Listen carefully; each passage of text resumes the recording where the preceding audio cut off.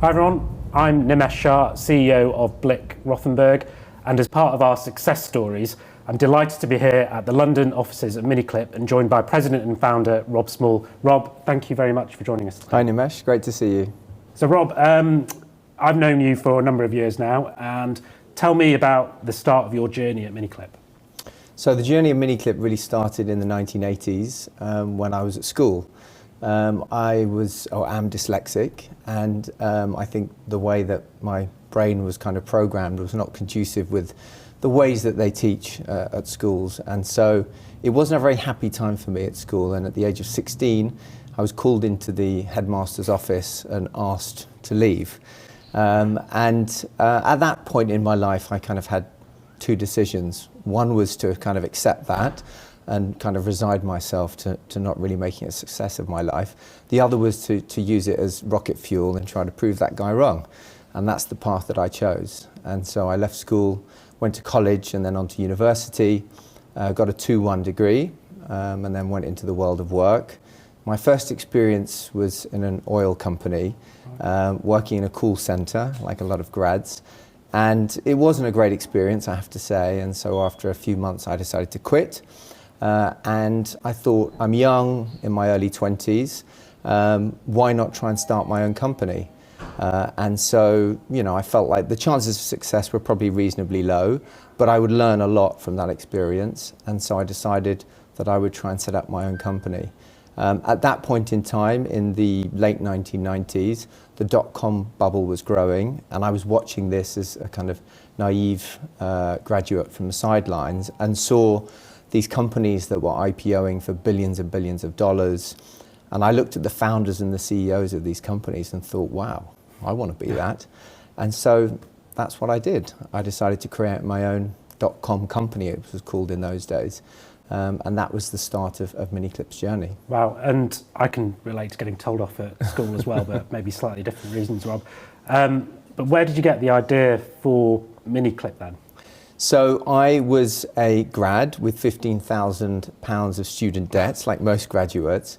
And so when it came to thinking up an idea for the company, I knew that it needed to be in a category where I wasn't going to need to raise a lot of money to do marketing, and that execution of a really good idea would be able to put the company on the map. And so we got online, we started researching the internet in those early days. You said we, is that you and... Me and my business partner, yeah, who I founded the company with. And I think, there were a few things that we observed in those early days of the internet.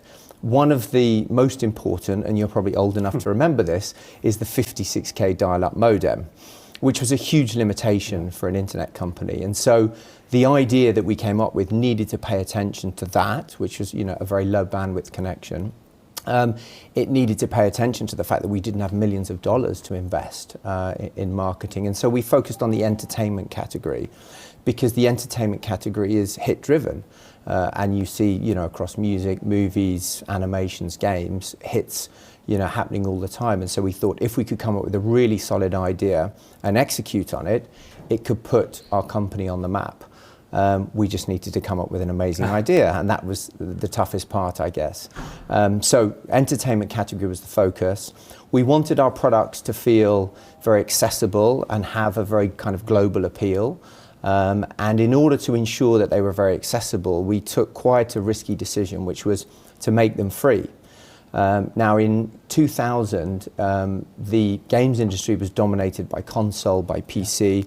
People would go and buy a game for $20. So it was quite radical to say we're going to give the product away for free.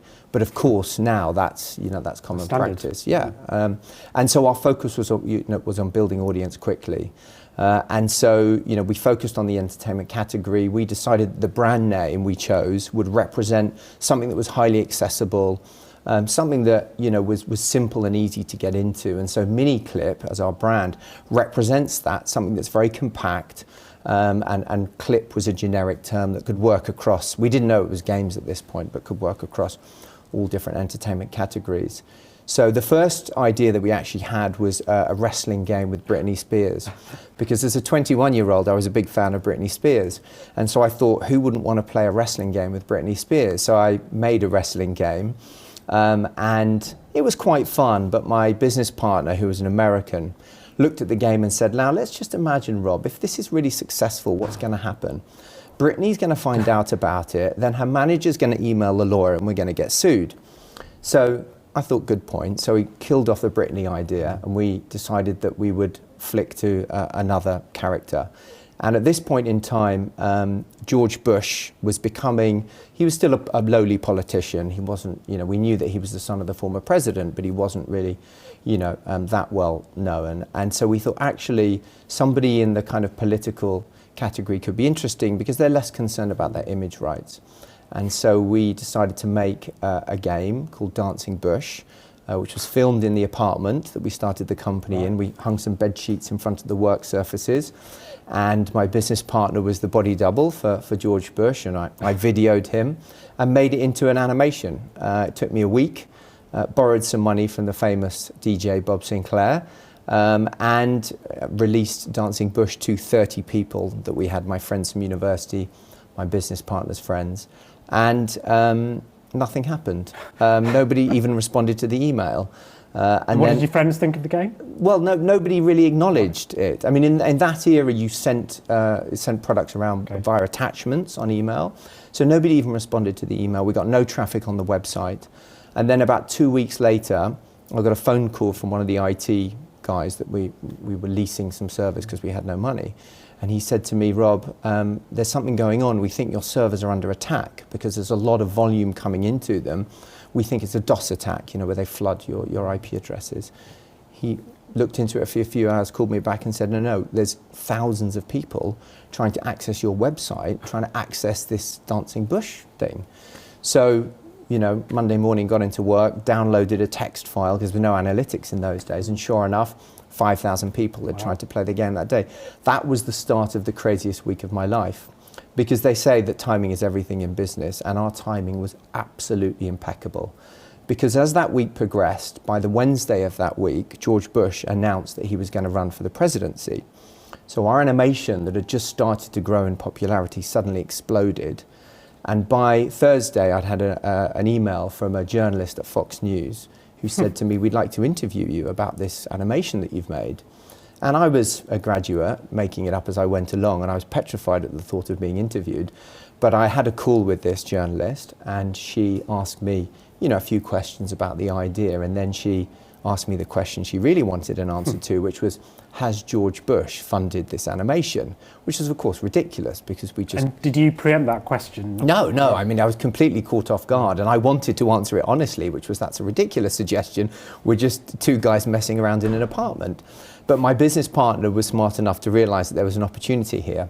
So I said no comment. And of course, no comment to a journalist means you're absolutely in cahoots with George Bush.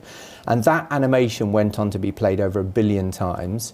And it put miniclip on the map. And that's why we're here today, 20 years later. So we've got George Bush to thank for it, really. Absolutely. For a lot of things. Yes, indeed. And 20 years later, what do you think has been really the foundations of success for miniclip, starting from the George Bush game to now? Yeah, I mean, I think a few things, to be honest, Nimesh. I think, we've stayed true to that original focus of making things very accessible. We're all living busier lives. There's so many things that are competing for our attention. And so I think at miniclip, as the name represents, we've tried to make sure that our products are easily accessible. They have huge international appeal. So we have over 50 million daily active players of our game. So, almost the population of the UK every day playing one of miniclip's products. So I think that accessibility piece has been very important. I think, we had massive imposter syndrome, like a lot of people do. And I think we felt early on in our business that we wanted to play our cards very close to our chest. So we actually ran the business quite secretively, and my business partner forced me to read The Art of War, and I actually followed that quite religiously, in that I knew that the games industry was hugely popular and we had a lot of well-funded competitors, and that if you go into battle, you don't tell your enemy how big the tanks are and what tactics you're going to use. And we did that. We played our cards very close to our chest, and we let people believe that miniclip was as big as they wanted to believe it was. And because we were a website, the front window of our company was a web page. And that worked really well because people take you a lot more seriously when they think you're a much bigger company. Of course, today, now we're 1,000 people, we've got 12 offices, we are a big company. But I think that was important in the early phases of our business, you know, being quite cautious about how we manage PR and things like that. Of course, the team, I mean, you know, I think one of the huge strengths that I have being dyslexic, you know, they talk about it as being a superpower. One thing you realize when you're dyslexic is that you need other people to be successful. And I certainly felt that in order to bring my vision of the company to life, I needed to bring people on board who could help me do that. And you know, work through those individuals. And so building a really close team around me that I think make me, you know, hopefully a better boss. And a much wider team now across the company who are hugely talented and mean that we stay relevant with the products that we're building and pivot between web and mobile, which was an important part of miniclip's evolution. So I think definitely, you know, having huge talent across the organisation. The culture is also extremely important for us. They say that 80% of a company's culture comes from its founder. Yeah. I'm not sure if that's a good thing in my case, but we do work quite hard to make sure that the culture of the organisation kind of permeates out. You can't just let it look after itself. You really do have to work hard to do that. And I think that's one of the reasons that we've been successful. We have advocates across the company who really, you know, take that culture and kind of push it around the organisation to make sure that people feel part of the company and part of this business that we've built. So what strikes me from just what you've said over the last few minutes, Rob, is the purpose of miniclip that you and your business partner founded all those years ago was about accessibility. You've mentioned that so many times, and then you've translated that into the culture of the business and also the team around you, and also the cheerleaders, the advocates you've got in the business as well. And maybe I've answered the question here for you, but what advice would you then give to business owners, entrepreneurs who are starting out on the journey, or maybe they're partway through the journey as well? Yeah, well, I would say if you want to come into the games industry, please don't, because there's enough competition for us at the moment and it's hugely competitive. I think the cultural piece is very, very important. You need to work really hard to make sure that the culture continues to thrive as the organisation grows. I think, as you say, accessibility has been key for us, and I think the fact that we've always had a very international flavour to the organisation, to the diversity of employees that we have across the organisation. You know, ultimately as a business we're trying to unleash the gamer in everyone. That's our mission. And so in order to achieve that, and in order to build products that have global appeal, you need to make sure that you mirror that in your organisational structure and the types of people that you're hiring.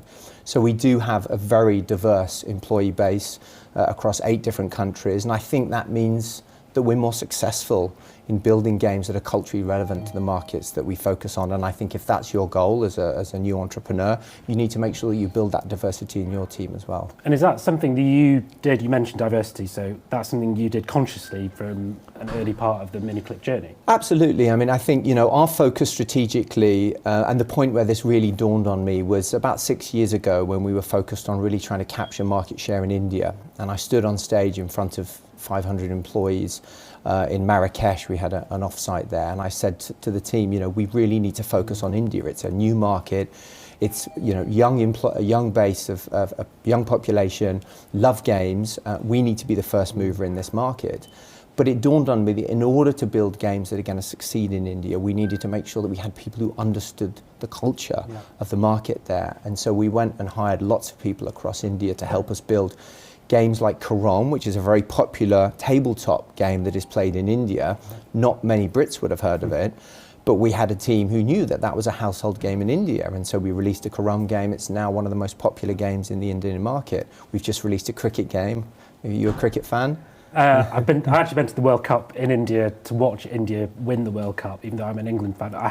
My father did buy me a Karam table when I was younger. Oh, right, so wow. I'm probably one of the few people who do know what that is. So you do, yeah. And so, you know, for Karam, for cricket, you know, for whatever sport or game type that we're building, we do need to make sure that we've got that cultural expertise internally.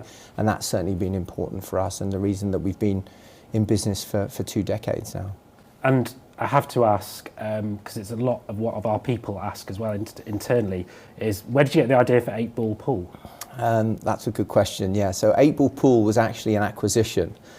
So we had a successful website for the first 10 years of miniclip's business. One of the games on our platform was a simple pool game, single-player pool game. And we noticed that this game was becoming more and more popular on the website. So we approached the developers and we bought the game from them and reinvented it on mobile. We took the idea of the kind of poker betting mechanics, so you've really got something to play for, overlaid it with a game of pool, made a really good physics engine. So if you've played our game, you'll know that it feels quite like the real sport of pool. And you know, it's turned it into one of the world's top grossing games, and it's one of the foundation stones of miniclip's business. Yeah. Everyone I know plays 8-ball pool. So Rob, we've been working together for several years now, and you'll have to indulge me slightly here, but what was it that attracted you to Blick Rothenberg, to working with me, and what is it that you look for in a professional advisor? Well, trust is a very important thing for me. You know, whether it's on the business side or on the personal side, I've got to believe that the person that I'm working with I can trust, and certainly in working with you, that's something that I definitely know I can trust you on. I think also it's something that I call the bait and switch. Often when I'm introduced to a new advisory firm, I get to meet the CEO or one of the senior partners, and then I'm quickly palmed off onto a junior associate.